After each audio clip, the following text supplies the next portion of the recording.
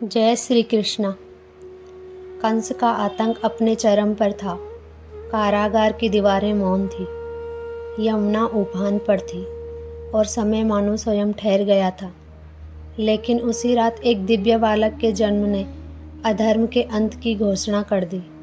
यह केवल एक कथा नहीं, बल्कि विश्वास, त्याग और ईश्वर की अद्भुत लीला का एक ऐसा प्रसंग है जिसे सुनकर आज भी मन श्रद्धा से भर उठता है। आइए इस दिव्य यात्रा की शुरुआत करते हैं। श्रावण माह की वह रात अत्यंत अंधेरी थी। सभी गोकुलवासी सो रहे थे। नंद की पत्नी यशोदा भी अपनी नवजात पुत्री को अपने पास लिटाकर सो रही थी। तभी किसी ने नंद का द्वार खटखटाया। जब नंद ने दरवाजा खोला तो सामने अपने मित्र वासुदेव को देखकर आश्चर्य और प्रसन्नता से पुलकित हो उठे।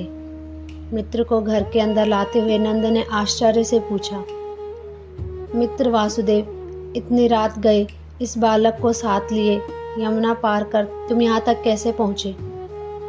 वासुदेव बोले, नंद देखो, मेरे पास समय बहुत थोड़ा है। कंस का अत्याचार तो तुमसे छिपा नहीं है। उसने मेरे 6 पुत्रों की बड़ी निर्ममता से हत्या कर दी। इसलिए मैं अपने इस 8वें पुत्र को तुम्हें सौंपने आया हूँ। मेरे इसी पुत्र के विषय में आकाशवाणी हुई थी कि यह कंस का वध करेगा। अभी कंस को इस बालक के जन्म के बारे में कोई जानकारी नहीं है। अतः है मित्र, आज से इसके पालन पोषण का दायित्व तो मैं तुम्हें सौंप रहा हूँ। इसके अतिरिक्त मेरी तुमसे एक और प्रार्थना है कि कृपा करके तुम अपनी पुत्री मुझे सौंप दो, ताकि मैं उसे लेकर शीघ्र ही बंदी गृह लौट जाऊं और कंस को कुछ पता भी न चल सके। नंद ने सोचा, मुझे अपने मित्र वासुदेव की मदद अवश्य करनी चाहिए। यह सोचकर वह वासुदेव से बोले, मित्र लाओ, यह बालक मुझे दे दो।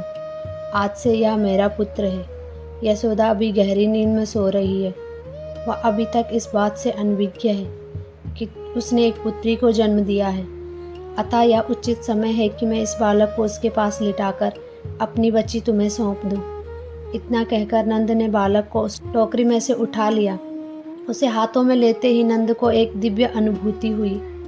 उन्हें यह समझते देर न लगी कि यह बालक कोई साधारण शिशु नहीं, बल्कि दिव्य शक्तियों से परिपूर्ण है। कुछ ही क्षणों के पश्चात नंद ने अपनी पुत्री वासुदेव को सौंपकर उन्हें विदा किया। अपने मित्र नंद से बिछुड़ते समय वासुदेव भाव विह्वल होकर बोले, मित्र, तुम्हारे इस महान त्याग के कारण यह वासुदेव जीवन भर के लिए तुम्हारा ऋणी हो गया।